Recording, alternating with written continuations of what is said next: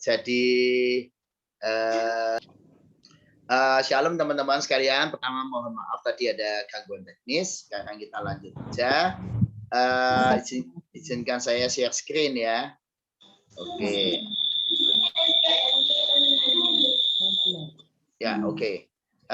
Teman-teman sekalian, bahwa tadi sudah saya jelaskan bahwa pelayanan anak yang bagus adalah pelayanan anak yang membangun relasi anak, guru, dan orang tua. Kenapa? Karena memang gereja yang sehat itu yang relasi satu sama lain kuat. Gereja yang sehat dibangun di atas relasi yang kuat antara anggota-anggotanya. Di dalam pelayanan anak yang paling baik adalah kalau membangun relasi anak, guru, dan orang tua. Itu adalah sekaligus strategi penggembalaan anak di masa pandemi, di mana kita jarang ketemu. Nah, kita nyanyi sebentar ya.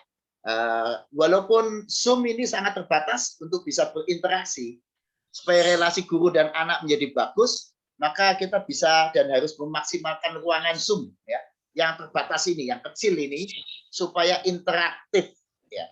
Ya, saya ajak teman-teman begini, tangannya bisa begini semua, sama ini anggap saja nih dua tangan saya itu seperti kaki yang berjalan, bisa begini semua. Ya, oke, ya semuanya begini, ikuti saya. Jadi jalan ya, jalan serta Yesus, jalan sertanya setiap hari semuanya. Jalan serta Yesus, serta Yesus selamanya. Ayo, jalan. Jalan dalam duka, jalan dalam duka, jalan sertanya setiap hari. Jalannya naik. Jalan serta Yesus, serta Yesus selamanya. Jalannya turun. Jalan dalam suka, jalan dalam duka, jalan sertanya setiap hari. Jalannya naik. Jalan serta Yesus, serta Yesus selamanya. Bagus. Ya, kita jalan yuk. 1, 2, 3, 4, 1, 2, jalan di tempat. Ayo. Jalan serta Yesus, jalan sertanya setiap hari. Jalan naik. Jalan serta Yesus, serta Yesus selamanya. Ayo turun. Jalan dalam suka, jalan dalam duka, jalan sertanya setiap hari. Jalan serta Yesus, serta Yesus selamanya. Jadi teman-teman lihat, saya memanfaatkan ruangan Zoom yang sangat terbatas ini untuk membuat suasana tetap hidup. Kalau dulu waktu onsite, kita kan bisa pakai seluruh tubuh kita bergerak. Tapi pakai Zoom, kita menggunakan ruangan yang sempit ini, tapi tetap bisa. Ya. Nah, itu salah satu trik ya, memanfaatkan ruangan. Termasuk kita bisa begini. Saya minta buat teman-teman yang membawa bolpen, ikuti bolpen saya. Kalau bolpennya saya taruh di sini, di bawah, tengah, berarti kita nyanyi dengan suara pelan. Kalau saya angkat ke atas, berarti kita menyanyi dengan suara volumenya keras, ya kencang. Oke ya, ini pelan, ini sedang, ini kencang. Ayo sekarang kita nyanyi dulu ya. Jalan serta Yesus, makin kuat. Jalan sertanya setiap hari, makin keras.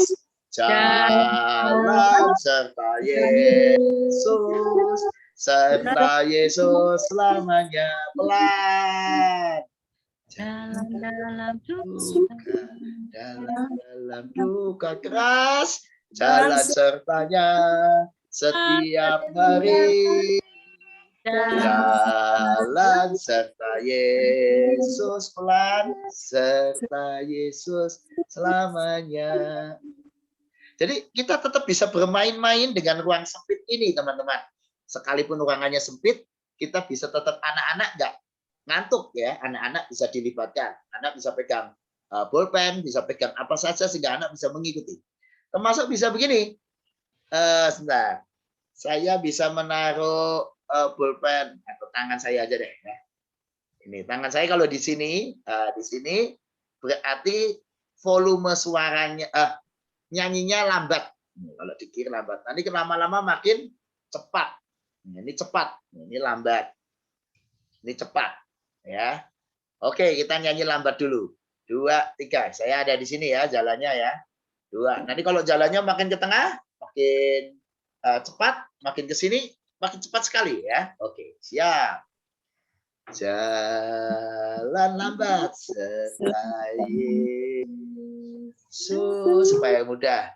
Jalan sertanya sekarang makin cepat setiap hari, makin cepat sekali.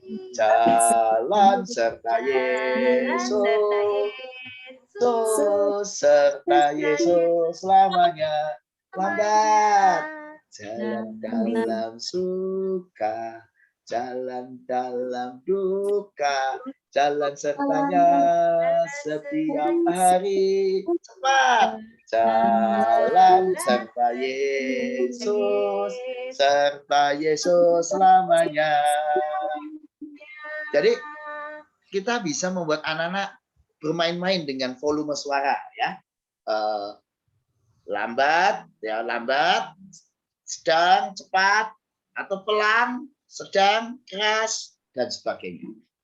Kita bisa memainkan pakai pulpen ini seperti yang kita inginkan ya. Kita bisa bilang stop dan sebagainya. Kita bisa buat simbol-simbol alat peraga untuk membuat nyanyian hidup. Termasuk kita bisa membuat tangan kita dengan gambar ya, gambar seperti dalam contoh ya, gambar orang ya. Kita bisa bermain menggunakan 5 jari kita nih, 1, 2, 3, 4, 5 nih. Kita bisa. Nah, ketika anak dan guru berinteraksi, walaupun layarnya sempit, ini akan hidup ya. Maka saya minta saudara coba tangannya begini semua. Semuanya begini. Ya, begini. 10 jari. Ya, kita akan nyanyi ya. Nanti setelah nyanyi saya akan memberikan pertanyaan. Teman-teman harus menjawab menggunakan angka 1, 2, 3 sampai 10 ini ya. Sesuai dengan jari di tangan kita ya. Oke. Nah, nanti kalau saya meminta angka, teman-teman harus menjawab seperti angkanya ya.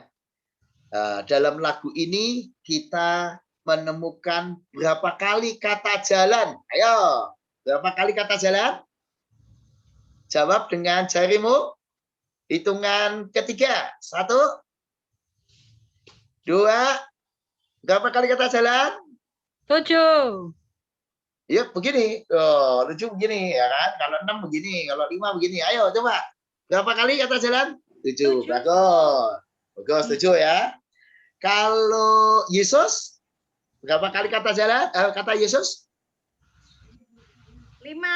5. Nah, kita bisa membuat permainan ya. Kalau kata duka ada berapa? Apa? Duka. 1. 1. Baik. Sekarang mari teman-teman kita akan menyanyi dengan gerakan untuk lagu ini. Nyanyi dengan gerakan. Tentu karena layarnya sempit, kita pakai gerakannya juga lain ya. Teman-teman boleh pakai gerakan sembarang sepanjang bisa dilihat di layar ya. Misalnya tadi jalan serta Yesus, Yesusnya pakai salib. Jalan sertanya setiap hari ya. Saya juga bilang setiap hari, saya menunjukkan jam ya. Jalan serta Yesus selamanya. Anda pakai gerakan boleh ya.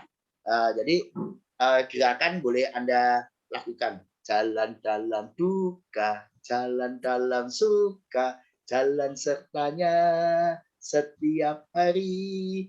Jalan serta Yesus selamanya. Ya, pakai gerakan ya. Semua pakai gerakan sesuka saudara. Ya, pokoknya bisa kelihatan di layar ini. Ya. Mari kita nyanyi. 2, 3. Jalan serta Yesus, jalan sertanya setiap hari. Setiap hari bisa juga begini ya. Jalan serta Yesus selamanya. jalan dalam duka, jalan dalam suka, jalan sertanya setiap hari. Jalan serta Yesus selamanya. Bagus. Jadi teman-teman, sekali lagi kita bisa memaksimalkan layar kecil Zoom atau Google Meet atau media-media sosial kita yang untuk pelayanan interaktif. Nah, semakin interaktif semakin bagus. Nah, ini kita akan masuk ke materi sebentar bahwa dalam pelayanan di masa pandemi ini kita banyak kendala teknis. Ya. Anak sekolah minggu bergantung pada orang tua dalam hal ini. Fasilitas online juga komunikasi di rumah itu menentukan pelayanan kita. Dan kita seringkali terkendala itu ya. Kayak tadi kita barusan terkendala karena maaf ini Zoom-nya rupanya bukan Zoom yang sudah di sudah di abonemen gitu ya. Jadi ada kendala. Masalah wifi, jaringan, kuota, pulsa, biaya, waduh ini banyak sekali masalahnya. Keterbatasan medianya, mau aktivitas tapi medianya terbatas, mau berkreasi terbatas, berekspresi juga terbatas. Sementara fasilitas teknologi dan fasilitas yang ada terbatas, ya seperti teman-teman yang saya lihat tadi di beberapa gereja juga terbatas kemudian alatnya. Kemampuan guru dan orang tua juga terbatas dalam bermedia sosial. Ragam minat penggunaan media sosial juga beragam sekali. Ada yang lebih suka pakai YouTube, ada yang lebih suka pakai Facebook, ada yang lebih suka pakai WA, ada yang suka pakai Zoom, beda-beda. Yang jelas, sebagian guru mengeluh karena suasananya menjadi prihatin. Nggak kayak online, Pak. Nggak kayak onsite. Prihatin, suasananya jenuh, anak-anak pasif, berkurang jumlah anak yang terlibat.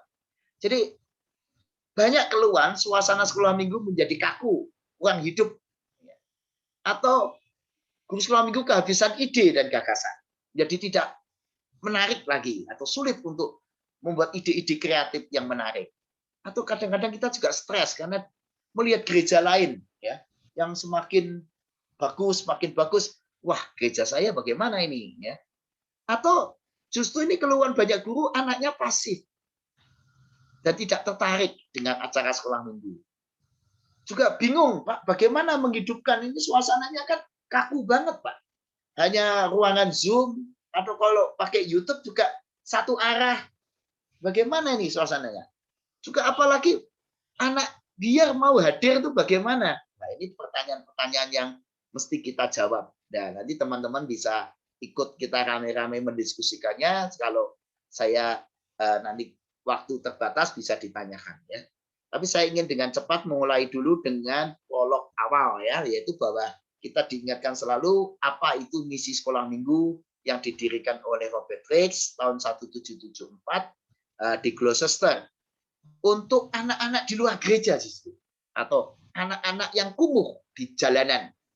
Tetapi itulah sekolah minggu mentransformasi kehidupan masyarakat sehingga menjadi anak-anak yang baik, tertib, suka belajar, dan dengan kata lain anak-anak itu dibentuk secara holistik. Nah itulah panggilan kita. Nah kita. Jadi apa itu pelayanan anak? Adalah sebuah pelayanan yang meliputi seluruh hidup anak. Pergumulannya sehari-hari, studinya, kehidupan keluarganya, dan sebagainya.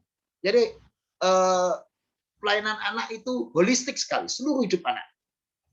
Disitulah guru sekolah minggu sebagai pelayan anak, dia menjadi pendamping, gembala dalam kehidupan sehari-hari, menyatakan Kristus pada anak-anak. Jadi sekali lagi, tujuannya adalah supaya anak-anak dapat menghayati hidup beriman yang sehat di tengah pergumulan nyata hidup. Jadi kata kuncinya adalah pergumulan nyata. Jadi pelayanan anak tidak bisa hanya urusan cerita atau sesuatu diceritakan, tetapi sesuatu yang dipraktekkan dalam hidup sehari-hari.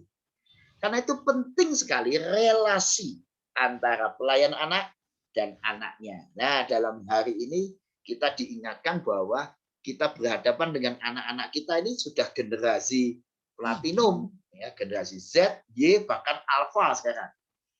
Yang sangat canggih anak-anak ini. Bahkan kadang-kadang dibanding kita, ya, gurunya yang seperti saya ini kan sudah generasi X. Ya. Betapa sukarnya kita berdialog dengan anak-anak yang sudah sangat familiar dengan dunia digital. Suka kebebasan, bermain, ekspresif, cepat, browser, suka mengunggah, interaktif, suka berkolaborasi. Nah, dengan kata lain, kita berhadapan dengan sebuah generasi yang luar biasa di masa kini. Nah, kembali kita ditantang sekarang.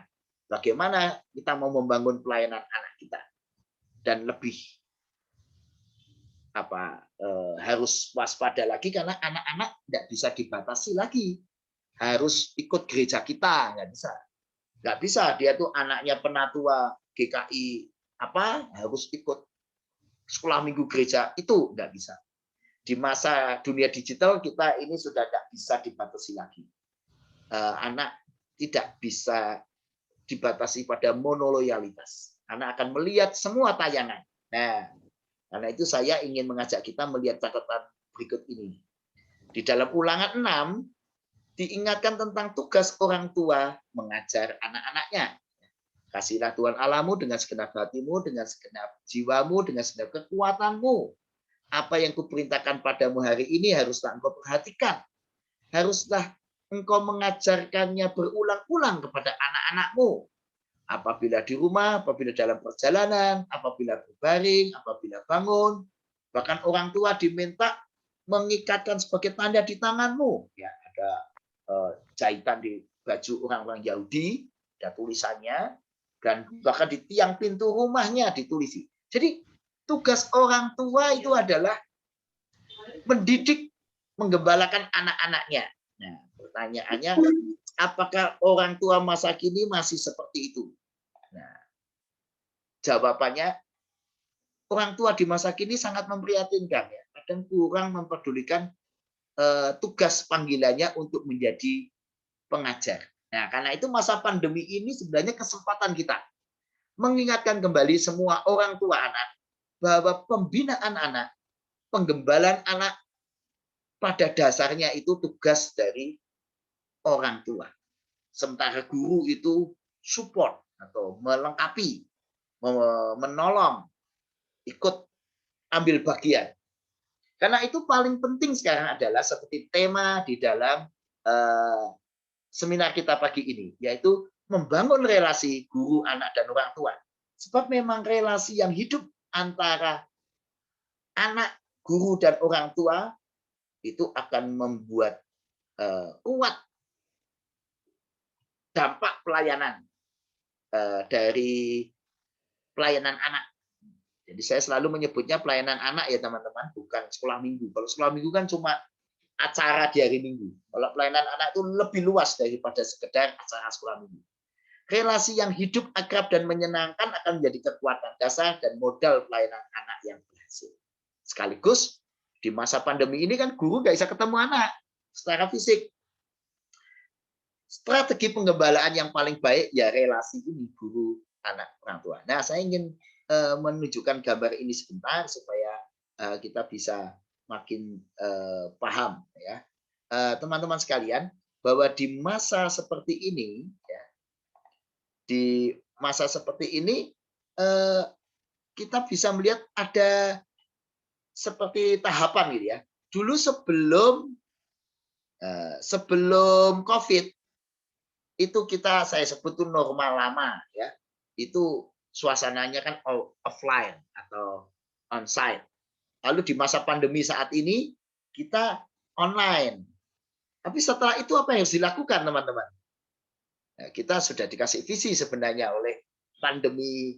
Melalui pandemi ini kita belajar bahwa nanti setelah pandemi, jangan lupa semua pelayanan gereja menuju ke pelayanan hibrid, ya, analog dan digital menyatu. Jadi baik yang onsite maupun online. Jadi pasca pandemi, sekolah minggunya bagaimana? Sekolah minggunya juga sekolah minggu yang onsite, tapi sekaligus sekolah minggu yang online.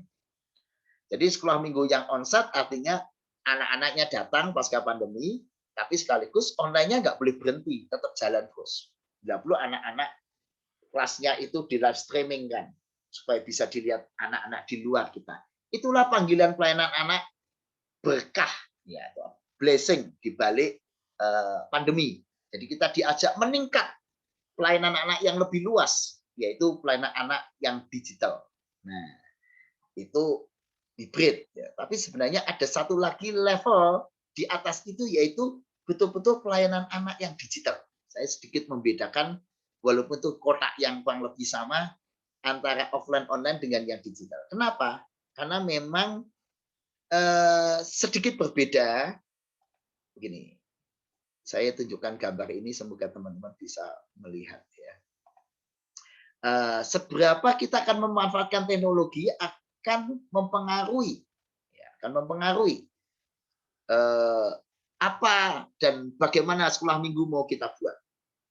Tadi sudah saya tunjukkan pasca pandemi kita mestinya offline dan online. Di masa ke depan pelayanan anak digital. Apakah kita sekedar mau memakai teknologi Zoom, WA, YouTube, media informasi yang lain, sekedar sebagai alat sementara masa pandemi, mau cuma sekedar kita pakai, nanti besok kalau sudah pandemi selesai, ya kita onsite lagi, nggak kita pakai lagi. Apakah seperti itu?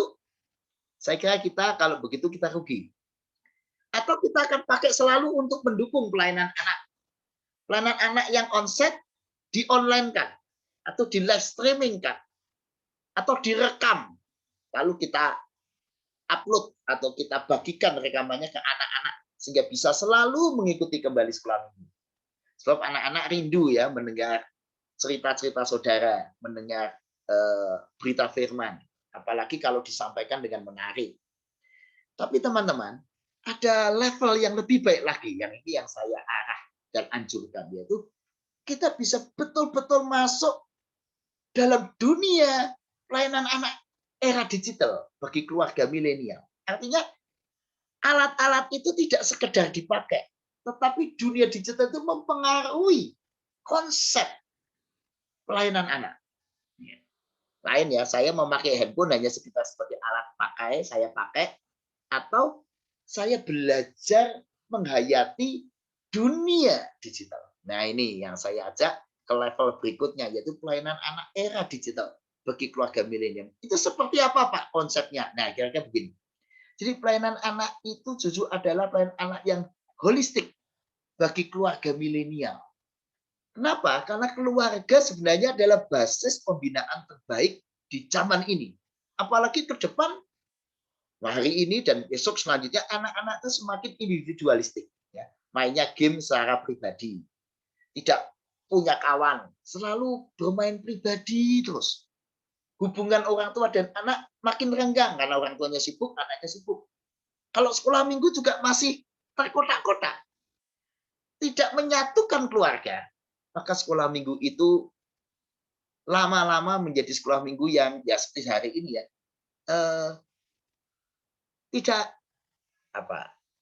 tidak punya dasar yang kuat untuk membangun kehidupan. Nah, tetapi ini yang berkah, maka saya bilang ini blessing dan berkah dari pandemi. Pandemi ini mengingatkan kita bahwa kita diajak untuk kembali kepada keluarga.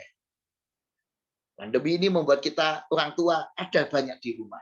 Sehingga kita lalu gereja jadi sadar bahwa sesungguhnya keluarga adalah basis pembinaan terbaik di zaman yang sangat individualistik ini. Guru sekolah minggu nggak bisa ngajar anak balita tanpa orang tuanya. Guru sekolah minggu nggak bisa ngajar anak-anak kecil karena anak-anak bergantung pada orang tua. Bergantung pada handphonenya, pada TV-nya, pada YouTube-nya, pada wifi, internet.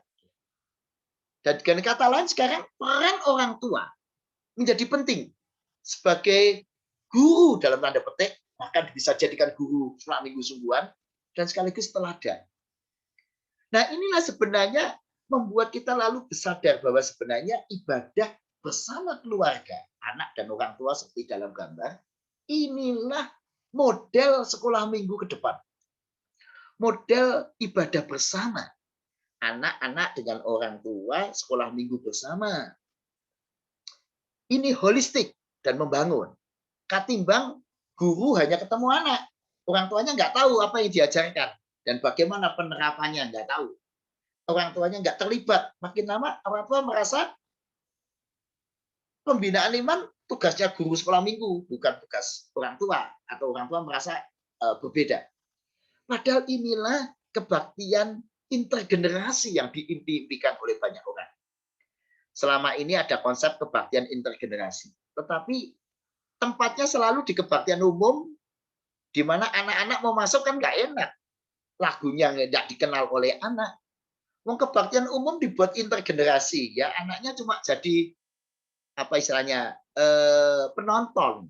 Anaknya nggak bisa terlibat, wong lagunya nggak sesuai lagu anak, khotbahnya tidak dimengerti anak, dan sebagainya. Itulah kebaktian intergenerasi yang apa namanya tidak bisa dinikmati oleh anak. Dengan kata lain gagal sebelum dimulai.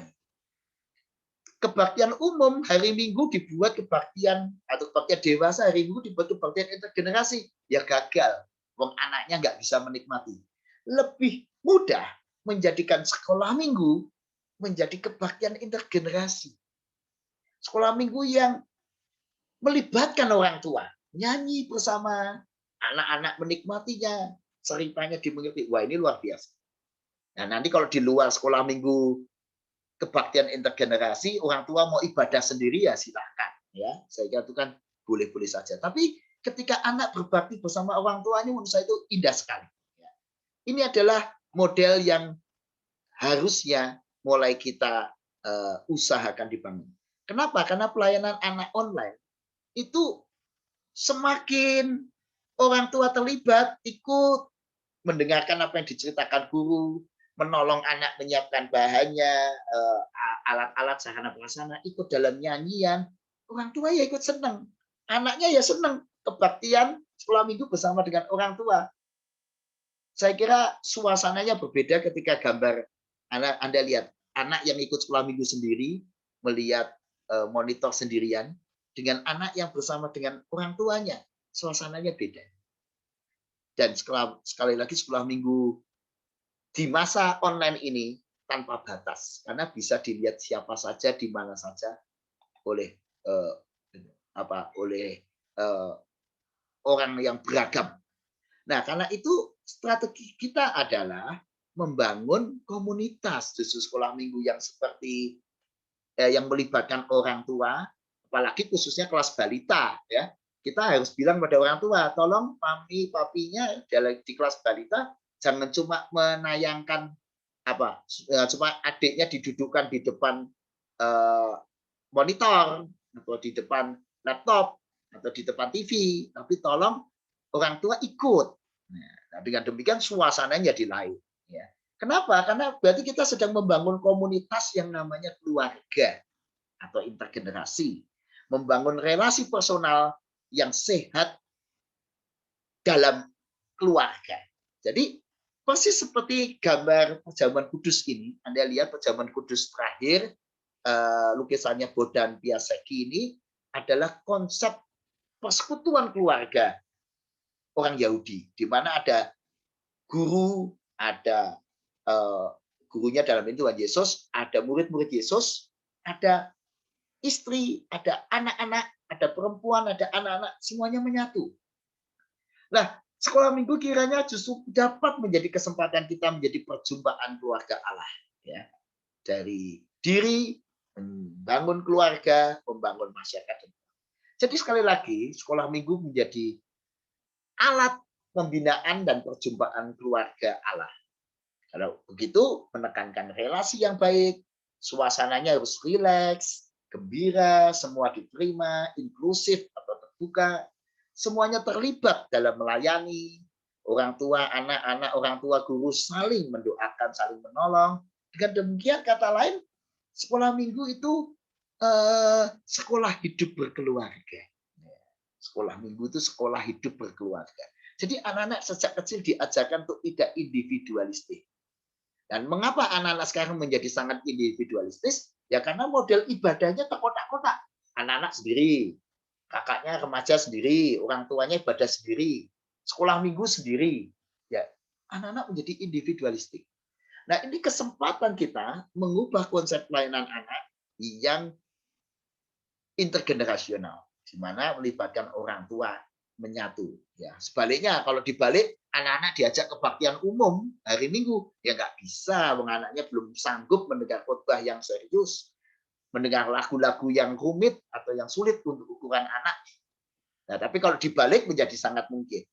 Nah, jadi apa itu sekolah minggu? Sekolah minggu adalah sekolah kehidupan yang sehat. Disitulah pembinaan holistik bagi anak-anak milenial. Jadi sekolah minggu akan menjadi sekolah hidup beriman, sekolah berdoa, sekolah moral atau karakter Kristiani, sekolah melayani, sekolah menjadi gembala. Nah, pertanyaannya sekolah beriman di mana? Nah, ini yang selama ini kan di gereja atau di sekolah minggu, kalau konsep hidup beriman selalu pikirannya hanya doa, nyanyi. Kenapa? Karena nggak aplikatif dalam keluarga. Nggak aplikatif dalam kehidupan. Sekolah berdoa, ya doanya cuma doa pembukaan, doa Bapa kami. Bukan doa yang real sesuai kebutuhan keluarga. Kalau sekolah melayani, yang dipikirkan ya kolektan, menyanyi. Kenapa? Karena memang itu yang bisa dilakukan di kelas, melayani di kelas. Sekolah minggu ya persembahan, menerima tamu. Padahal melayani yang dimaksud melayani kehidupan. Melayani dalam hidup sehari-hari. Anak itu di tengah keluarga ya ambil bagian dan tanggung jawab dalam soal kebersihan rumah, dalam urusan keluarga, dalam ketertiban kehidupan keluarga. Nah, itulah pelayan yang dimaksud. Jadi sekali lagi harus kita kembalikan sekolah minggu pada basisnya yaitu keluarga. Sekolah menjadi gembala. Jadi gembala itu menjadi orang yang bertanggung jawab pada orang lain, yang membangun orang lain. Nah, dengan kata lain sekolah minggu yang sehat itu menyatukan kehidupan anak dan keluarga dan bahkan masyarakat. Nah, karena itu kita perlu membangun sebuah model kurikulum yang kreatif supaya membangun sekolah minggu sedemikian. Nah, yang jelas anak-anak butuh gembala, dan siapa gembala yang baik? Selama ini orang tua merasa dirinya bukan gembala atau guru buat anak-anak. Nah, ini harus kita kembalikan lagi. Paling tidak kita ajak orang tua untuk kembali lagi menjadi guru dan gembala buat anak-anak. Mengajarkan anak berdoa itu tanggung jawab siapa? Orang tua. Mengajak anak membaca Alkitab itu tanggung jawabnya siapa? Orang tua. Menceritakan cerita-cerita Alkitab tanggung jawabnya siapa? Orang tua. Ibadah bersama anak itu tanggung jawabnya siapa? Orang tua. Nah, kita kembalikan lagi peran orang tua dalam kehidupan sekolah minggu. Nah, itu akan menjadi sekolah minggu intergenerasional yang menarik. Ya, anak-anak merasa, wah, saya senang ibadah bersama ayah, ibu, bahkan mungkin kakaknya yang masih bisa dan sebagainya. Ayo, sebelum lebih lanjut, kita biar nggak capek, kita nyanyi dulu ya, kita nyanyi. Susahkah aku? Oh, tidak. Ya, kita nyanyi dulu ya. Oke. Semuanya ikuti gerakan saya ya. Susahkah aku? Oh tidak. Susahkah aku? Oh tidak. Oh yang ngagetin gitu ya. Oh tidak. Dalam suka dan dalam duka. Pujilah Yesus senantiasa. Susahkah aku? Oh tidak. Ya semuanya ya. 2, 3. Susahkah aku? Oh, tidak. Susahkah aku? Oh, tidak. Dalam suka dan dalam duka. Pujilah Yesus senantiasa. Susahkah aku? Oh, tidak. Nah, sekarang saya minta teman-teman menebak ya. Saya mengekspresikan wajah susah atau tidak? Jawabannya tinggal ya atau tidak. Tolong kalau ya begini semuanya. Semuanya begini ya. Kalau tidak begini. Ya atau tidak. Saya ya atau tidak. Susah ya atau tidak. Ya, siap ya. Kita nyanyi dulu ya. Susahkah aku? Oh, tidak. Susahkah aku? Oh tidak. Dalam suka dan dalam duka. Pujilah Yesus senantiasa. Susahkah aku? Ayo tebak. Hitungan ketiga semuanya tunjukkan. Saya susah atau tidak? Hitungan ketiga ya. 3, 2, 1. Susahkah aku? Ya, tebakan Anda? Tidak. Saya gembira. Ya. Tidak, saya tidak susah. Sekali lagi ya, siap ya. Susahkah aku? Ayo tebak, saya susah apa tidak?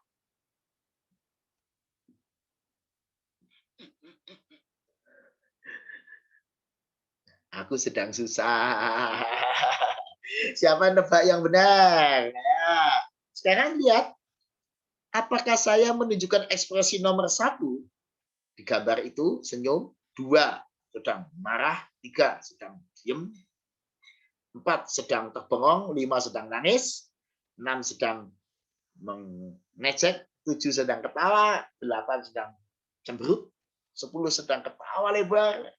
Yang manakah ekspresi saya? Ya, siap ya. Susahkah aku? Oh tidak. Susahkah aku? Oh tidak. Dalam suka dan dalam duka. Pujilah Yesus senantiasa.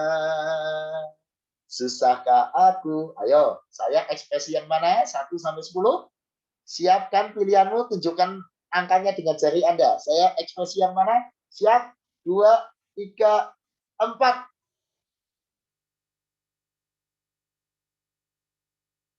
Nah, ya. Saya ekspresi nomor 2. Ya, siapa yang menjawab 2? Ya, siapa yang menjawab 2 berarti benar ya. Siap ya? Saya ekspresi 1 sampai 10, pilih jawab Anda dalam 3 hitungan. Itu saya bilang 1, 2, 3. Anda langsung tunjukkan tebakan Anda yang mana ya. Siap. Susahkah aku? Siap. 3, 2, 1. Ya, saya mengekspresikan nomor 10. Siapa yang nebak 10? Ya, betul, yang nebak 10 ya. Sekarang tebak ya, 1 sampai 10 kembali. Susahkah aku? Nomor 5. Siapa yang nebak nomor 5? Ya, teman-teman. Walaupun kita pakai Zoom, walaupun ruangan kita terbatas, kita sangat bisa ya. Sekarang saya ingin tunjukkan teknik bercerita. Sekarang saya minta Anda begini, saya akan cerita, Anda akan menunjukkan angka 1 kalau mendengar kata Yesus atau jawabannya Yesus. Coba semuanya begini, 1 Yesus. Semuanya ya. Coba Anda menunjukkan angka 2 kalau jawabannya perwira Romawi atau perwira Kapernaum maksud saya. Ya. Siap. Juga setiap kali mendengar kata perwira Kapernaum harus begini. Kalau mendengar kata Yesus harus begini, ya. Jangan sampat ngantuk ya. Begitu mendengar kata Yesus, kalau kata perwira Kapernaum, kalau jawabannya pertanyaan Yesus, kalau perwira Kapernaum, jelas? Siapkan 1 dan 2. Ya, ini untuk anak kelas kecil ya, saya sudah bisa 1 dan 2. Jadi sepanjang cerita dia harus siap 1 atau 2. Siap semuanya? Ikuti cerita saya. Suatu kali adik-adik,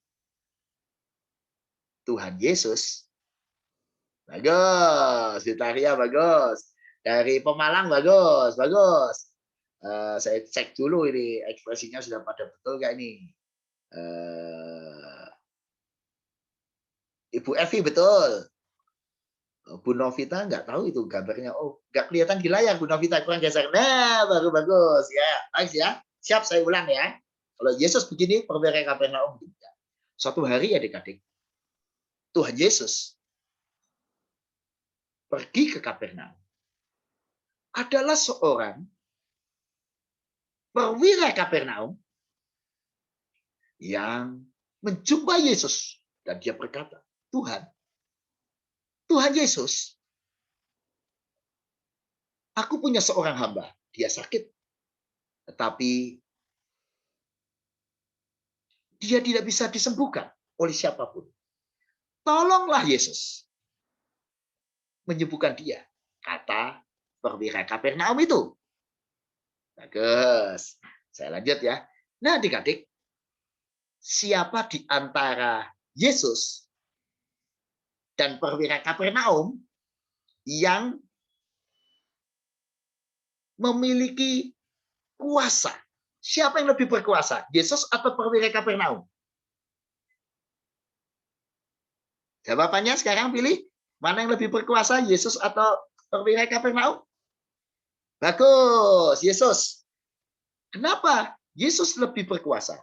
Kalau perwira Kapernaum hanya bisa berkuasa atas jabatannya sebagai perwira, tetapi kalau Yesus berkuasa atas sakit penyakit.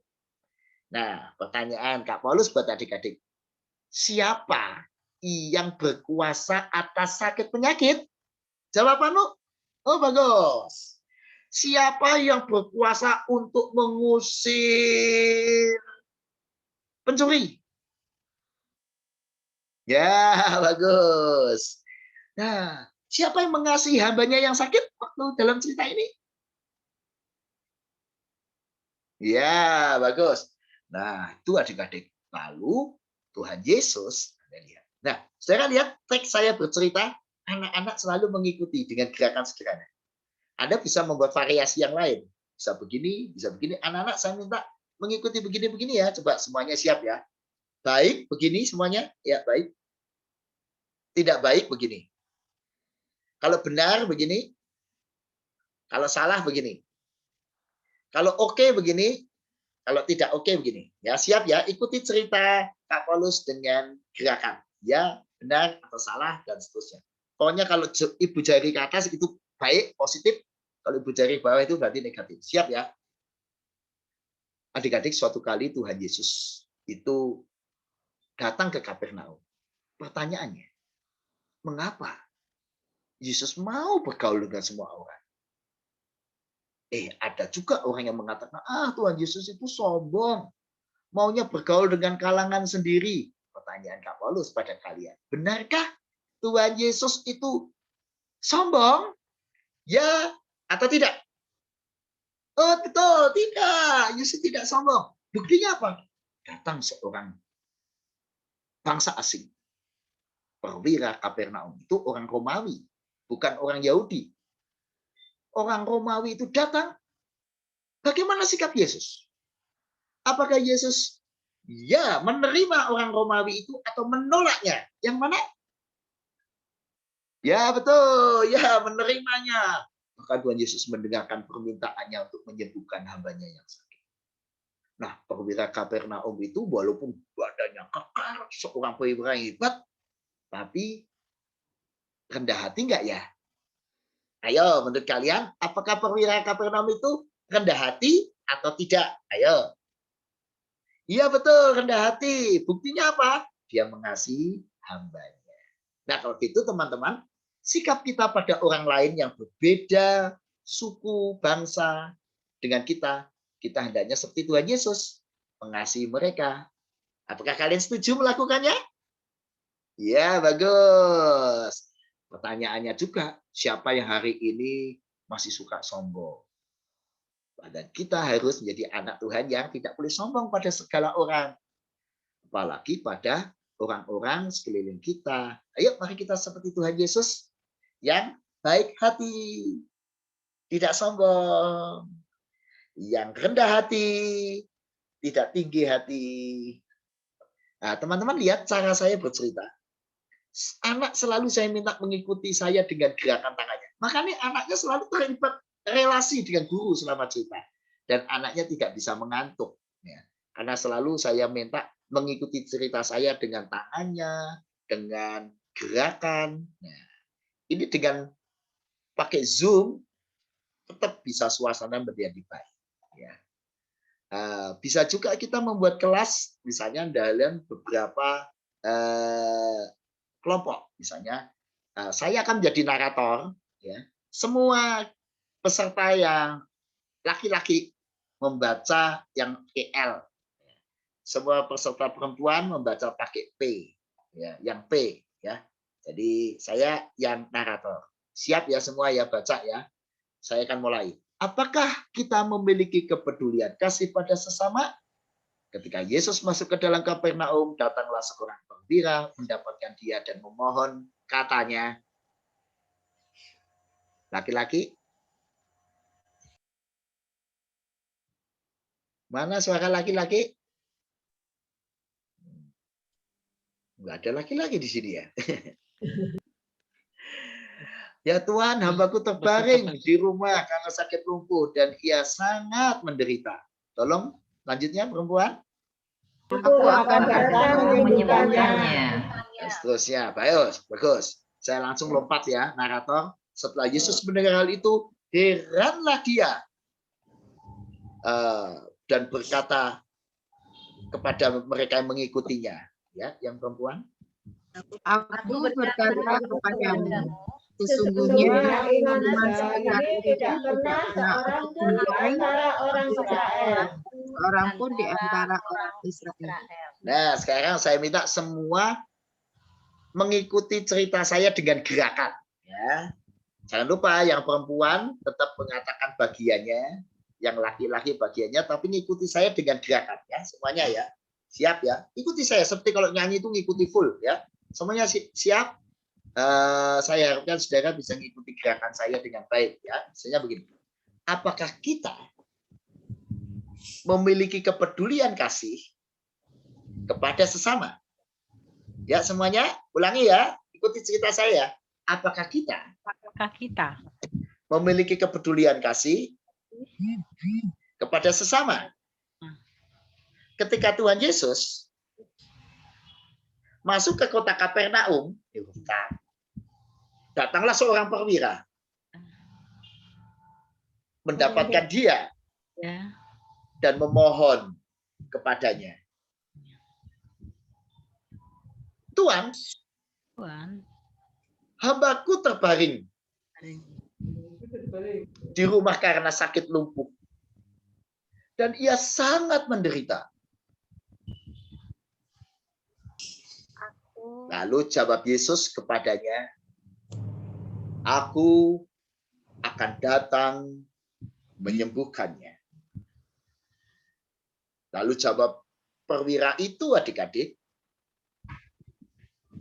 Tuhan, aku tidak layak menerima Tuhan di dalam rumahku. Katakan sepatah kata saja, maka hambaku itu akan sembuh. Baik. Sudah bisa gerakannya? Ayo kita ulang sekali lagi ya. Gerakannya semuanya ikuti saya persis ya. Nggak boleh salah ya. Yang salah nggak boleh makan siang. Ya, nggak boleh makan siang. Yang di Pemalang itu nanti nggak usah dikasih makan, itu ada 8 orang di situ. Ya, oke. Kita ikut ya, semuanya ikuti gerakan saya ya. Ulang lagi ya. Oke, ikuti gerakan saya ya. Ulang, siap ya. Oke. Apakah kita memiliki kepedulian kasih kepada sesama?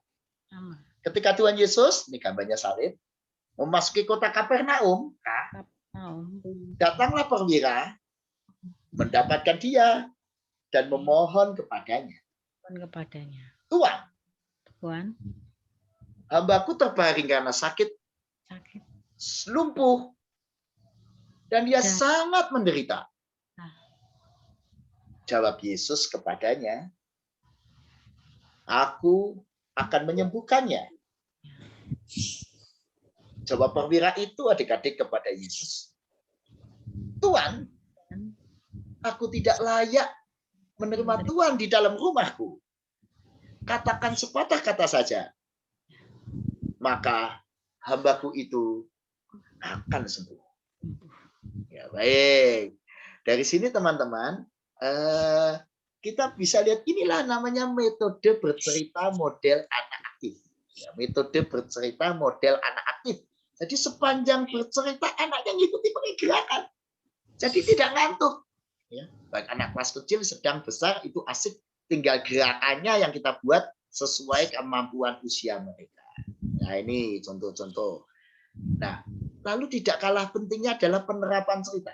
Penerapan cerita itu bisa pakai model begini? Ya, anak-anak diminta untuk menebak.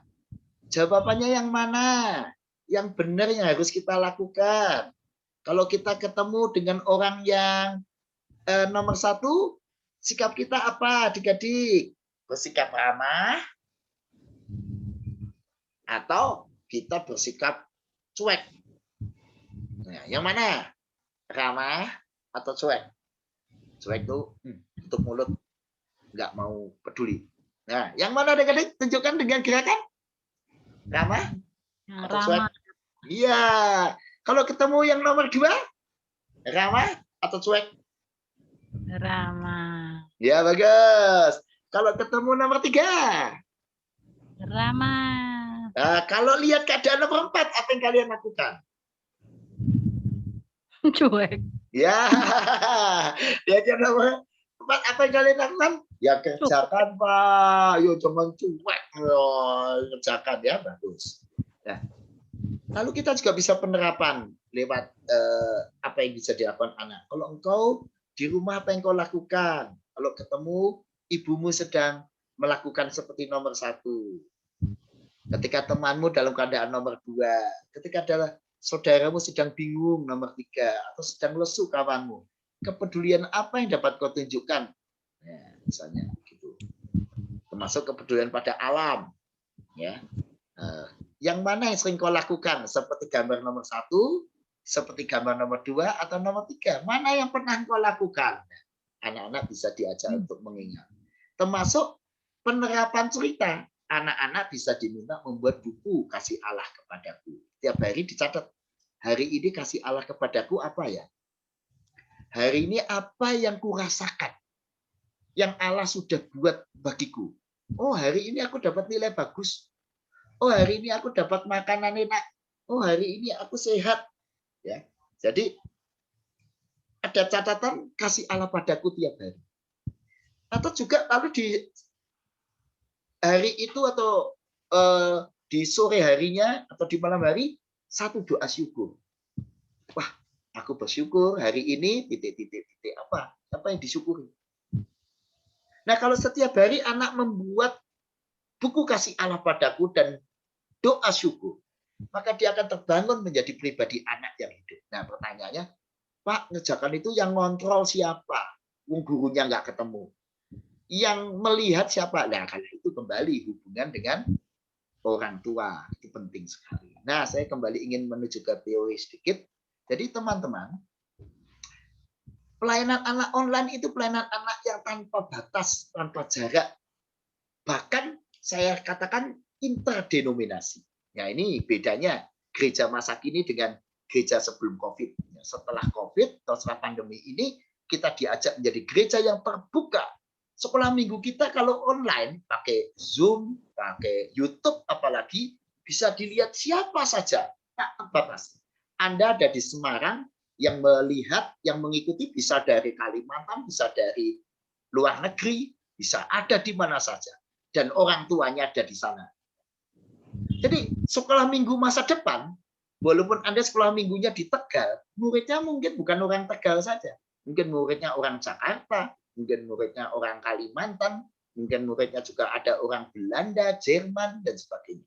Maksud saya adalah sekolah minggu online itu tidak lagi dibatasi oleh tempat, jarak, lokasi, denominasi, bahkan sara, ya, suku, ras, tempat, tidak lagi.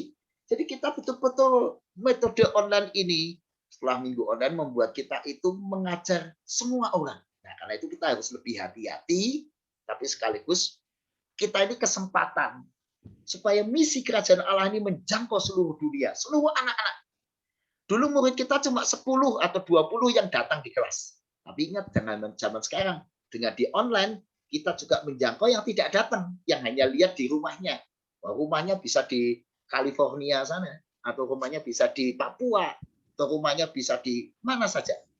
Inilah kesempatan. Maka kita harus melayani lebih baik, antusias, lebih serius, usaha lebih maksimal. Nah, sekaligus gurunya, Pak, kami nggak punya guru, Pak. Gurunya terbatas. Bapak tahu sendiri keadaan GKI kami kan kecil. Nah, gurunya bisa dari mana saja. Tidak harus hanya yang ada di kota itu. Bisa gurunya mengajar dari mana saja, bahkan gurunya bisa melibatkan orang tuanya murid. Ya. Sebaliknya, jangan kita merasa ini bencana. Ya. Wah, Pak, pandemi ini bencana. Wah, kalau suruh seperti itu, ya ini beban, Pak. Ini persoalan. Saya nggak sanggup. Padahal ini kesempatan kita. Nah, saya ingin dengan cepat sebelum waktu kita habis, bahwa sekolah minggu modern itu memiliki suasana yang beragam, tidak monoton. Ya. Akibatnya karena dia beragam tidak monoton, maka ini menjadi sekolah minggu yang menarik. Ya. Mungkin harus sedikit mengajarkan karakter, cerita tentang karakter, penerapan, dan jangan lupa ada kelompok kecil. Ya, sekolah minggu masa depan habis selesai sekolah minggu, ada kelompok kecil atau fellowship dalam kelompok-kelompok kecil. Kalau pakai Zoom ya pakai breakout room. Ya. Kalau apa grup-grup kecil itu. Nah, apa gunanya kelompok kecil? Saya sebut care group atau kelompok kecil. Kalau kelas balita melibatkan orang tuanya, ya, untuk bersama-sama anak bisa menceritakan isi hatinya pada guru atau juga pada orang tua, dan orang tua bisa diminta memperjelas penerapan cerita. Apa yang bisa dilakukan adik di rumah? Apa yang adik bisa kerjakan di rumah? Jadi orang tua bisa menemani, menerapkan cerita dalam hidup sehari-hari. Orang tua bisa mengingatkan, nah ini kan yang diceritakan guru sekolah minggu kemarin, ayo kita lakukan. Dan orang tua bisa mendoakan anak. Guru mungkin nggak bisa mendoakan satu persatu, tapi ada orang tuanya. Karena itu kita harus melibatkan orang tua agar anak rajin dan tertib kebaktian anak. Kita sulit mendorong anak ikut Zoom, ikut online, ikut lihat YouTube, kan sulit. Nah, tapi kalau orang tuanya bisa kita bina, maka orang tuanya itulah yang menolong mengingatkan anak-anak ini jadwalnya sekolah minggu dan seterusnya. Bagaimana kalau kelas selain balita? Ya, anak-anak itu tetap masuk kelompok kecil. Kelompok kecil sedikit anak dengan 1-2 guru. Pak, guru kami kekurangan, Pak. Kota kecil loh, Pak. Nah, untuk kelompok kecil bisa menambah. Bukan hanya guru sekolah minggunya, bisa ditambah orang tua murid yang mau terlibat. Atau pemuda yang mau terlibat. Karena ini kan nggak ada cerita. Dalam kelompok kecil, hanya mendengarkan ceritanya anak-anak cerita. Isi hatinya. Pengalamanku minggu ini, perasaanku minggu ini, kasih Allah padaku minggu ini. Lalu pemimpin kelompok memperkuat penerapan cerita melalui kelompok kecil sesuai usia anak, lalu didoakan. Nah, lalu dengan doa itu makin kuat. Nah, di dalam keseharian orang tua mensupport guru. Jadi ada kelompok kecil. Tapi juga jangan lupa, sekolah minggu ke depan mestinya juga ada pertemuan guru kelas dengan orang tua. Supaya dengan pertemuan guru dan orang tua di kelas itu sebenarnya kita melatih kepedulian orang tua pada pelayanan anak dan pembinaan anaknya sendiri. Sekaligus dilatih pelan-pelan orang tua jadi guru, mengajarkan doa buat anak-anaknya. Guru tinggal ngasih teksnya. Tolong papi mami, minggu ini kita mau mengajarkan anak-anak doa makan. Ini ya teksnya, tolong. Minggu depan mengajarkan anak-anak doa sebelum tidur. Ini teksnya, tolong. Minggu depannya lagi kita mengajarkan anak-anak bangun tidur, doanya seperti ini. Ini teksnya. Jadi menjadikan orang tua ambil bagian dalam pembinaan anak. Orang tua bisa diminta mengulang cerita. Kalau Pak, saya nggak bisa cerita, Kak, ya tayangkan ulang, nyetel lagi rekamannya. Karena itu saudara mulai sekarang kalau sekolah minggu harus direkam. Pakai handphone saja, nggak usah pakai alat yang canggih. Handphone ya di shoot sebentar. Rekam, cerita selesai dimatikan. Nanti setelah selesai kita kirim pakai WA atau pakai lebih canggih pakai YouTube dan sebagainya diupload. Intinya biarkan anak bisa mengulang cerita supaya orang tua juga bisa mengulangkan cerita buat anak-anak, lalu menerapkan cerita dalam hidup sehari-hari. Dengan kata lain, orang tua dan guru jadi teman dialog buat anak-anak dalam keseharian. Orang tua dan guru saling berdialog, membangun parenting yang sehat.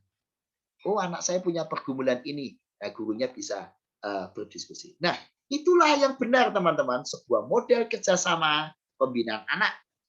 Anak PA di tengah yang saya maksud itu pelayanan anak. Pelayanan anak itu merupakan lingkaran kerjasama, lingkaran sinergi.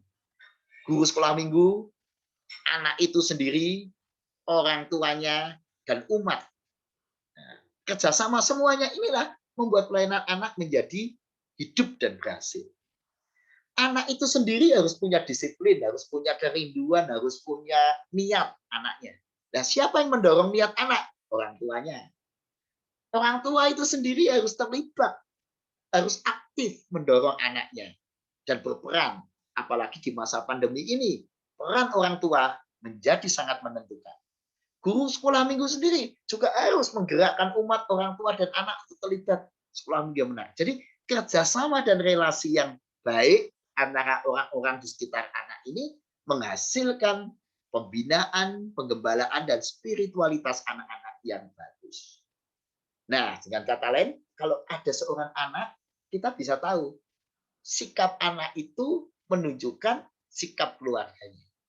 Spiritualitas seorang anak mencerminkan kualitas spiritualitas keluarganya, spiritualitas gerejanya, spiritualitas umat Kristen. Ya, walaupun tidak bisa kayak rumus ya, mesti begitu enggak kan? Yang dimaksudkan semua anak ya. Tapi pada umumnya anak-anak gereja itu bagaimana? Ya itulah spiritualitas gereja itu. Kalau semua anak-anak gereja itu pada umumnya baik, ya kira-kira begitulah gereja itu. Nah, ini adalah panggilan kita untuk membangun dengan baik. Nah, akhirnya apa yang dapat kita lakukan bersama-sama? Kita bisa terus kontak anak-anak, guru sekolah minggu bisa kontak anak lewat media sosial, lewat WA, lewat WA video call. Kalau bisa 1 minggu sekali lah di luar hari minggu, 1 kali seminggu kontak atau WA. Atau mengadakan kelas meeting. Kelas meeting itu tidak kebaktian ya, tapi sifatnya ngobrol, sharing, fellowship, apa yang terjadi dengan hidupmu, apa pengalaman minggu ini. Lalu yang penting didoakan.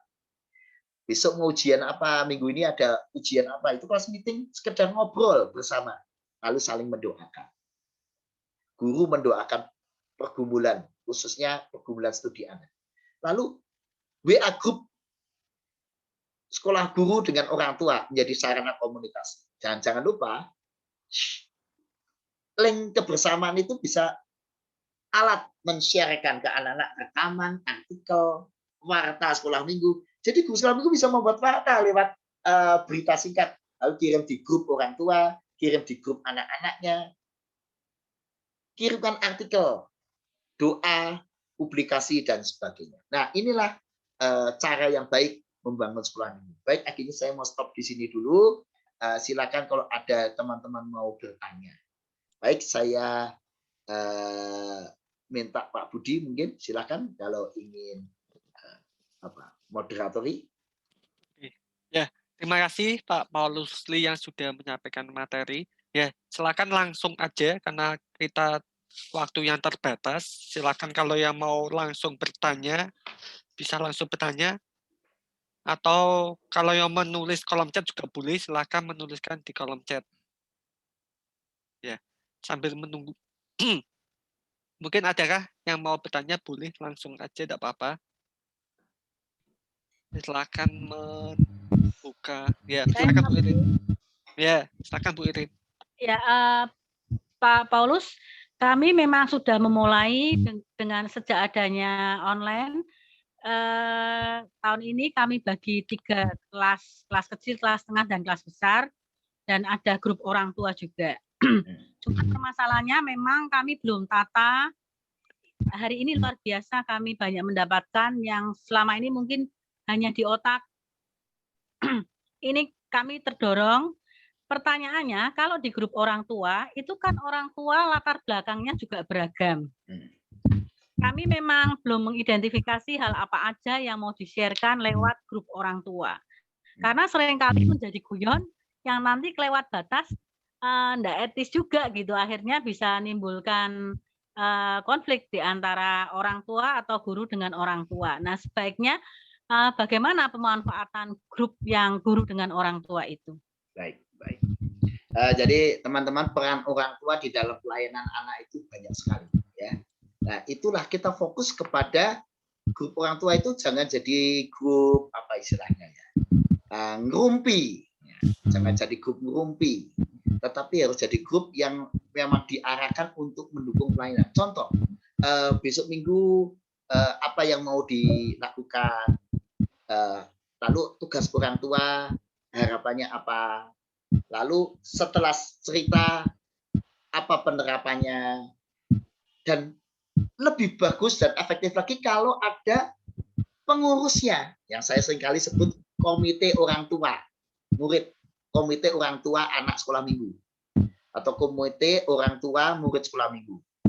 Tiap kelas ada koordinatornya, lebih bagus lagi. Jadi komite orang tua ini yang memikirkan, kita nanti ada seminar pembinaan orang tua, parenting. Jadi gurunya fokus ke anak, komite orang tua fokus ke pembinaan orang tuanya. Nah, itu akan menjadi sinergi yang hebat. Nah, ke depan gereja, khususnya untuk pasutri muda, ya ini, nggak perlu lagi ada grup pasutri sendiri. Nggak perlu lagi. Kenapa? Pembinaan gereja itu harus intergenerasi. Tidak bisa pembinaan pasutri dilepaskan dari anak. Sebaliknya, nggak bisa pembinaan anak-anak dilepaskan dari orang tuanya. Nah, ini menyatu. Nah, menyatu apa? Ya, grup-grup pasutri yang anaknya masih di sekolah minggu, ya itu akan punya kepengurusan yang pengurusnya fokus pada pembinaan orang tuanya, parenting dan lain-lain. Nah, gurunya fokus ke anak. Dengan demikian, makin kecil konflik antara orang tua dan guru dan orang tua karena yang diurusi hal yang jelas, ya, bukan sesuatu yang nggak jelas. Nah, selalu kita punya kode etik namanya yang perlu kita ajarkan pada orang tua. Kalau sudah menyebut nama, tidak boleh di grup, harus japri. Ya, itu kode etik dalam dunia media sosial itu harus kita tegakkan. Kalau sudah nyebut nama, dilarang di grup. Nyebut nama anak X, nyebut nama orang tua A, nggak boleh di grup, harus japri. Kalau di grup itu sifatnya yang umum. Nah, kalau kita mendidik orang tua terus bermedia sosial dengan benar dan sehat, maka suasananya baik, ditanda ada komite orang tua. Yang jelas Ibu Irin, orang tua itu bisa diberdayakan banyak. Satu, membantu kita bercerita, pasti bisa. Mengingatkan anak, pasti bisa. Berikutnya, latar belakang profesi orang tua ini bisa kita berdayakan. Yang dokter, suruh ngasih seminar pada anak-anak tentang kesehatan. Ngasih seminar pada orang tua tentang kesehatan. Yang latar belakangnya psikolog, bisa kita minta melayani anak-anak cerita tentang satu topik psikologi anak, misalnya tentang stres, tentang relaksasi setelah belajar, atau pada orang tuanya.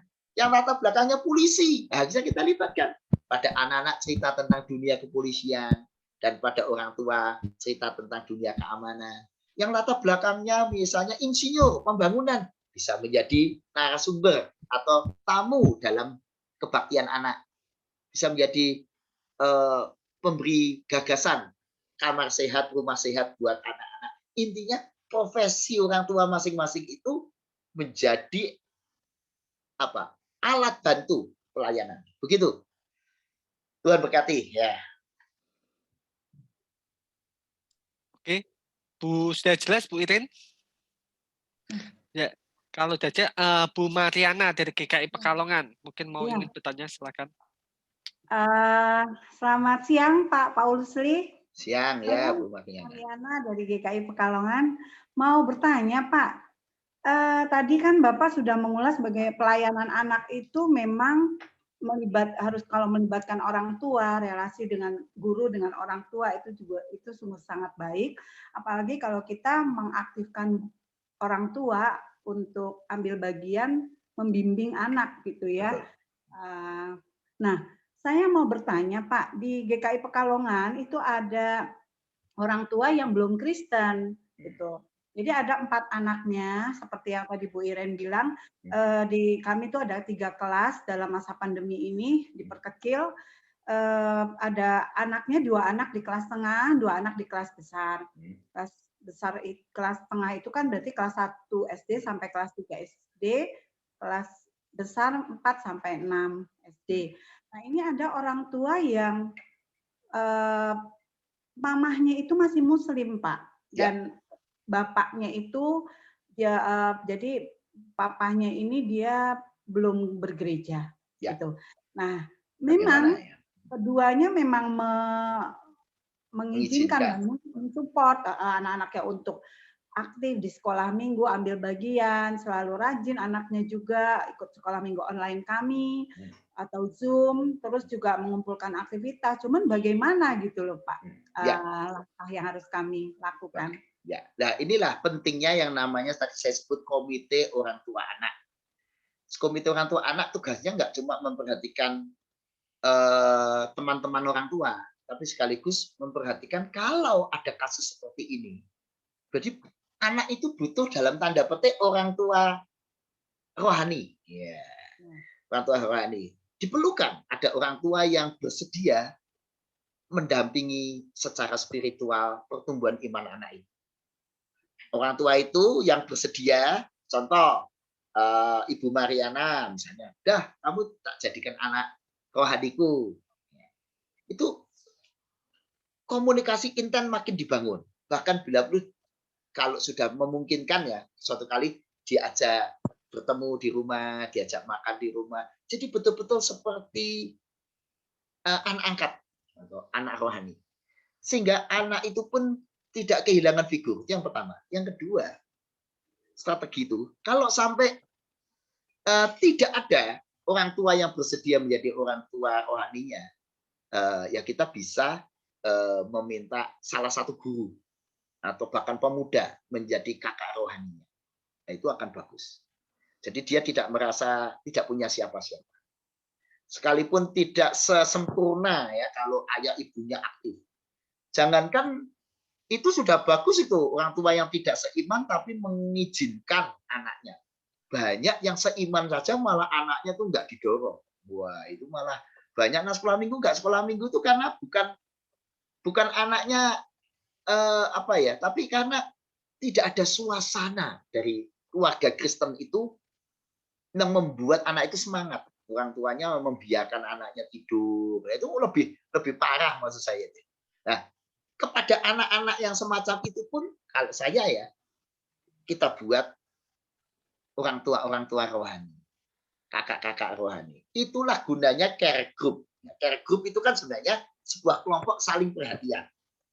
Supaya kalau ada satu kurang, yang lain support. Contoh, dalam care group anak balita atau anak sedang, anak kecil, terdiri dari 5 keluarga. 5 keluarga. Yang 2 keluarga yang dalam tanda petik tidak ideal. Yang 3 bisa support kekurangan yang 2. Itu gunanya care group. Kalau ada orang tua yang, maaf ya, kedukaan, anak yang single parent, atau dan sebagainya. Nah, keluarga yang lain dalam kelompok itulah membangun melengkapi apa yang masih kurang sehingga anak itu merasa tidak terabaikan.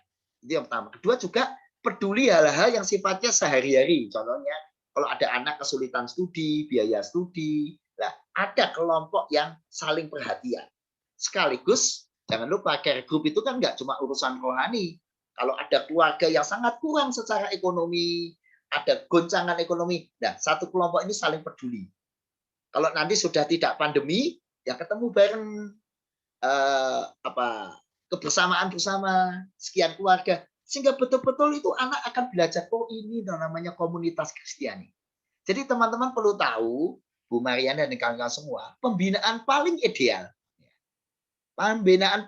itu melibatkan keluarga. Dan pembimbingnya itu keluarga-keluarga. Jadi kalau Anda tanya, Pak, pembimbing remaja yang paling baik apa? Pasangan suami istri. Pembimbing pemuda paling baik apa? Pasangan suami istri. Pembimbing dewasa muda paling baik Ya pasangan suami istri. Supaya apa? Supaya generasi muda itu melihat ini loh. Role model menjadi pemuda Kristen itu untuk membangun keluarga bahagia. Menjadi remaja Kristen itu menjadi remaja yang potret keluarga bahagia. Nah, karena itu untuk menjadi pembimbing remaja dan pemuda, pasutri-pasutri itu ya dibina atau didampingi supaya kehidupannya baik dan menjadi sahabat perjalanan buat anak-anak remaja dan pemuda. Nah, pembinaan sekarang kan pincang. Pembina remaja dan pemuda, pembinanya masih jomblo. Jadi yang diomongkan cuma dunia kaum muda. Nggak seimbang. Tentu harus ada ya, yang membuat dunia remaja itu ada pembina yang masih muda, yang bahasanya nyambung. Tapi juga pembina yang lebih dewasa, pasutri itu penting. Supaya anak-anak nggak mikir tentang diriku, duniaku, tapi dunia kami, dunia kita, dunia keluarga yang ideal. Sehingga kenapa hari ini banyak keluarga-keluarga yang hancur? Karena sejak kecil, sebelum dia membangun rumah tangga, nggak punya potret keluarga yang ideal. Maka dia mudah sekali runtuh potret keluarganya. Maka begitu berumah tangga ada masalah, hancur. Lain dengan orang tua kita walaupun generasi old, ya, generasi X atau generasi lebih tua lagi, tapi mereka melihat potret orang tua yang ideal, yang rukun. Nah, mereka terbangun. Nah, generasi anak-anak sekarang melihat potret banyak orang cerai, pertengkaran. Nah, nggak punya. Nah, karena itu gereja membangun pelayanan anak, remaja, pemuda berbasis keluarga dan berbasis pembina yang ada juga suami istri. Demikian Ibu Mariana, kiranya ini melengkapi kita. Terima kasih. Terima kasih Pak Paulus. Ya, berikutnya dari GKI Pemalang tadi menuliskan di chat. Mungkin GKI Pemalang silakan. Oke.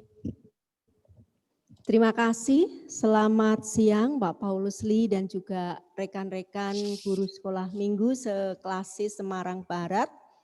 Bersyukur sekali untuk siang hari ini materi yang sudah dipaparkan oleh Bapak Paulus itu sangat-sangat membekali dan memberkati kami. Ya, untuk GKI Pemalang sendiri selama 1 tahun ini pelayanan Komisi Anak kita lakukan secara online. Ya, kemudian anak-anak bisa mengaksesnya dari YouTube. Ada beberapa hal yang kami lakukan atau mungkin variasi-variasi yang kami lakukan itu pakai boneka dan lain sebagainya. Tapi sungguh siang hari ini kami mendapatkan banyak pengetahuan yang baru yang belum banyak kami terapkan. Dan kami berencana mulai 14 Maret besok untuk pelayanan anak sekolah minggu itu akan dilakukan secara Zoom. Semoga kami bisa menerapkan apa yang sudah kami dapatkan pada saat siang hari ini. Sehingga itu nanti juga akan memberkati anak-anak, mereka semakin rindu untuk mengikuti sekolah minggu meskipun secara virtual. Nah, ini yang kami di sini itu baru beberapa guru sekolah minggu, ada beberapa rekan kami yang karena pekerjaan tidak bisa ikut hadir di sini. Kami sangat menantikan untuk nanti Komisi Anak Klasis segera mengirimkan hasil rekamannya supaya ya rekan-rekan yang lain itu bisa belajar mandiri begitu. Terima kasih Bapak Paulus, Tuhan Yesus berkati. Baik, ya dari teman-teman GKI Pemalang, pertama selamat dalam arti teman-teman meningkat dari tadinya hanya YouTube, walaupun itu pun juga sebuah hal yang sudah bagus karena bisa mengatasi situasi pandemi, tapi sekarang meningkat ke era Zoom juga. Artinya apa? Meningkat bahwa ada relasi. Ya, kelemahan YouTube itu interaksinya terbatas. Bisa lewat live chat di YouTube, tetap bisa. Saya kalau ngajak katekisasi sudah seringkali pakai live chat, tetapi sangat terbatas. Nah, begitu ada Zoom, interaksi menjadi lebih baik antara guru dan anak. dengan orang tua. Tapi saran saya, YouTube-nya tetap. Ya, kenapa? Karena sekali lagi, habis Zoom, uploadlah ke YouTube. Kalau bisa diedit sedikit supaya rapi, diupload ke YouTube. Dan YouTube-nya itu biar dilihat banyak orang. Karena memang untuk itulah kita hadir. Melayani bukan cuma anak kita tok, tapi luar. Dan nanti kalau mereka yang di YouTube tertarik, kasih channel, silakan bergabung ke Zoom ini. Nanti dalam berjalannya waktu, muridmu tidak cuma dari Pemalang. Muridmu bisa dari seluruh dunia. Dan siaplah menjadi guru sekolah minggu yang nggak cuma ngajar anak di Pemalang, tapi juga di seluruh Indonesia dan dunia. Ini sudah kami alami ya, di GKI Gejayan muridnya itu udah nggak cuma dari Jogja. Kenapa? Karena dengan model Zoom dan online, berarti kita memang terbuka. Jadi sekali lagi yang YouTube itu untuk memperluas jangkauan, tapi setelah mereka masuk ke YouTube, tarik ke Zoom supaya interaksi. Dan besok kalau sudah ada onsite, ya sebagian bisa onsite, sebagian tetap Zoom. Jadi dengan kata lain, sekolah minggu modern memang akan menjadi seperti itu. Namanya hybrid church atau hybrid church ministry. Ya, jadi pelayanan gereja yang campuran, ya, hybrid antara ini. Dengan kata lain, kalian sudah meningkat ini ke Zoom. Jangan lupa kekuatannya pada relasi. Karena itu kalian harus bisa memaksimalkan Zoom dengan luar biasa.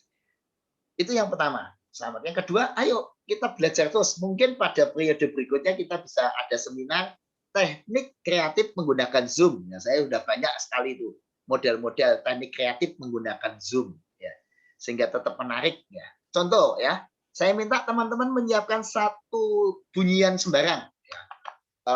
Boleh tepuk tangan, boleh benda diketuk, ya, benda diketuk.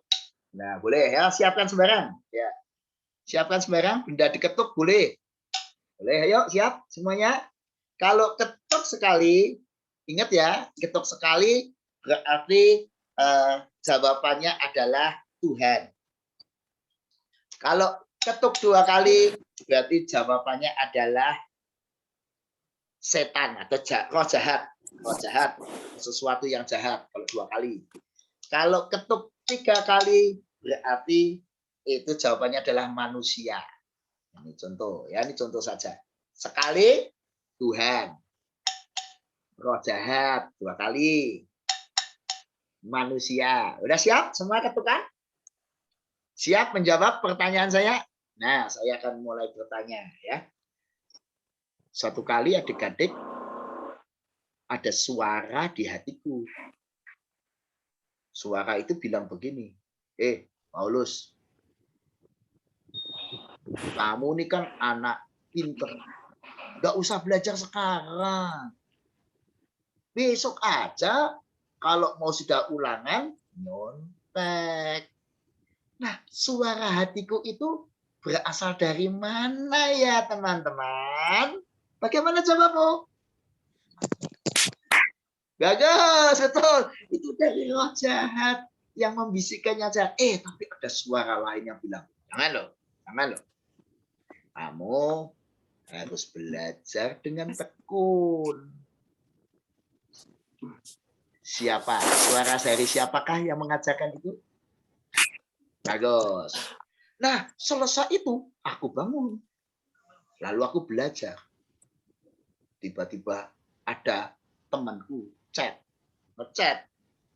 Hey friend, ini ada bocoran soal. Wah, bocoran soal. Ayo kita belajar bersama-sama bocoran ini.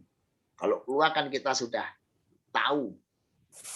Nah, itu bocoran dari siapa teman-teman? Bagus. Nah, tetapi di hatiku ada yang berkata begini. Ingat loh. Itu bocoran. Belum tentu keluar. Jadi kamu tetap harus belajar yang baik. Jangan terlalu mengandalkan bocoran. Belum tentu itu juga betul. Namanya bocoran. Jangan-jangan malah itu ilegal. Kamu harus tetap belajar yang tekun. Dari manakah suara itu, teman-teman? Ya bagus. Suara yang baik adalah suara Tuhan dalam hati kita. Tapi ada suara lain. Ngapain belajar? Uang ini adalah kesempatan kita bisa main. Yang penting kan punya soal bocoran. Suara siapakah itu? Bagus. Saya minum dulu ya. Ya, itu salah satu model ya, bunyi-bunyian anak yang buat bunyi. Bisa segala macam variasi. Sekarang kita latihan pakai tepuk tangan. Semuanya siap tepuk tangan ya. Kalau begini, lihat ini tutup tangannya begini, berarti jawabnya ya. Semuanya siap? Ya. Oke. Kalau begini tidak. Lawannya opposite, ya, lain. Tidak. Siap? Ya. Tidak. Oke ya dan tidak. Siap. Suatu kali Yesus pergi ke kota Kapernaum. Orang-orang Kapernaum melihat Yesus terkejut sekali. Karena ini kan guru yang terkenal. Sebagian bilang, dia itu cuma tabib yang bisa mengobati. Belum tentu juga mengobati dengan cara yang baik. Jangan-jangan dia pakai kuasa setan. Nah, buktinya orang sakit kok mudah sembuh. Buta melihat. Nah, itu kan kuasa setan. Menurut kalian Yesus pakai kuasa setan? Ya atau tidak? Ya, bagus. Tunjukkan di kameramu. Iya atau tidak? Di kameramu, Kak Mas mau lihat. Ya, tidak. Tidak ya, jawabannya tidak ya. Kuasa setan, ya atau tidak? Tidak. Ya, baik.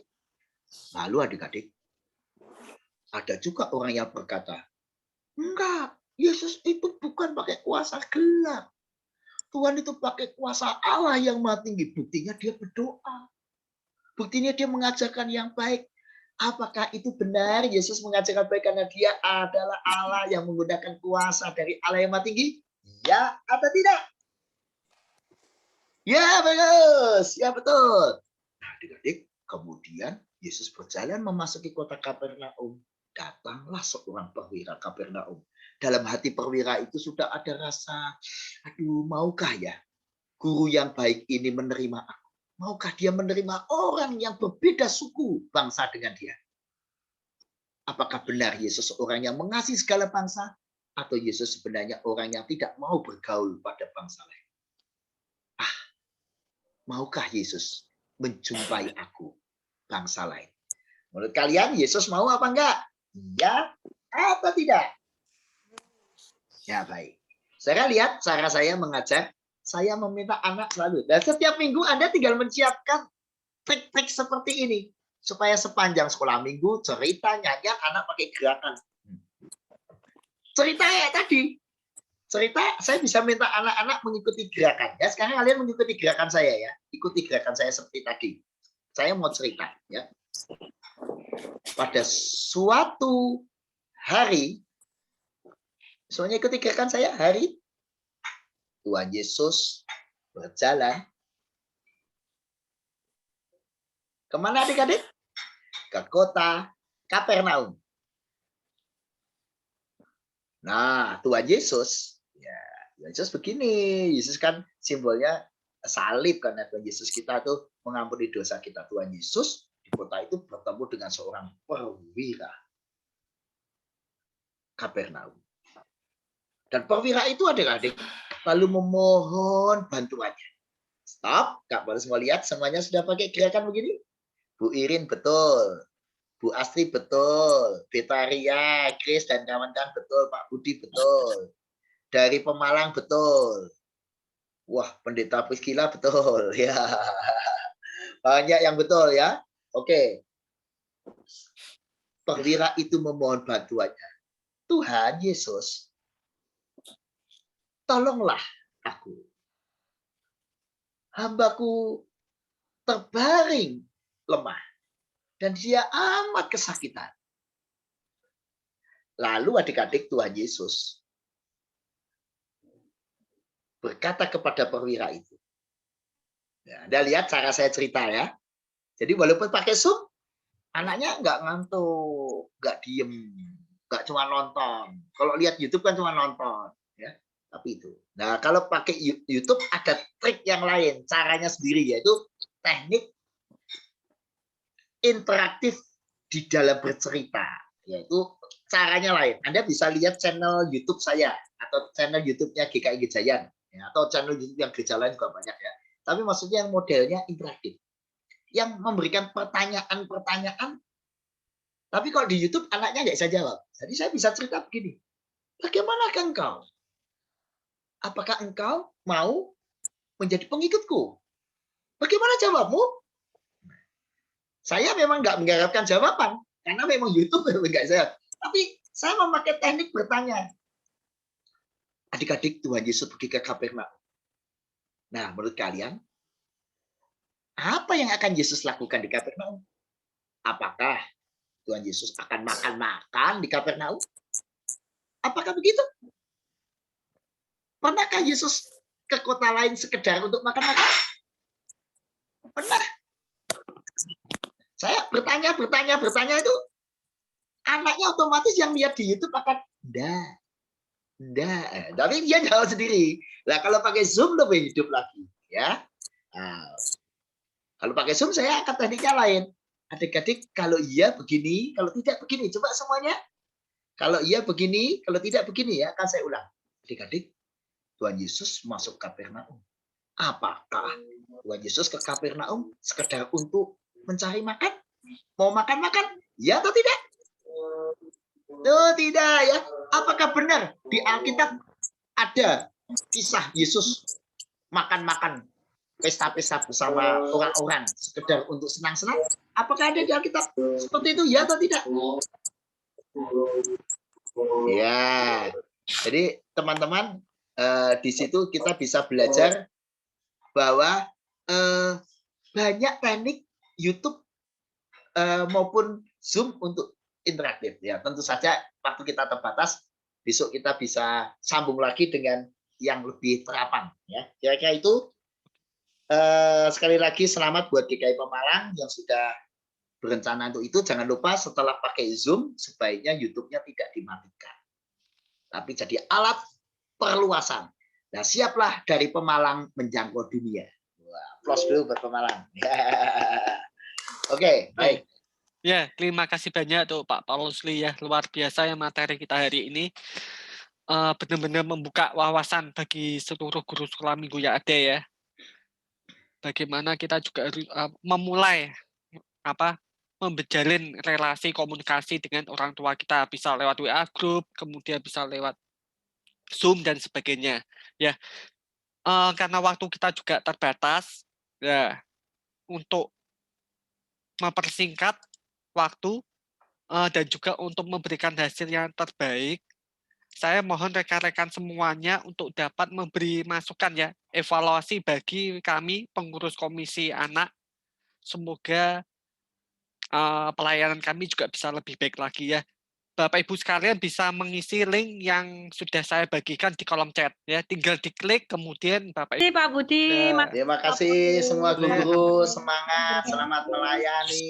Terima kasih Pak Paulus. Semangat ya, terus maju ya dalam pelayanan. Ya, God bless you. Dimanapun jadi berkat ya, Tuhan berkati. Semangat semua. Tuhan berkati semua. Berarti besok kan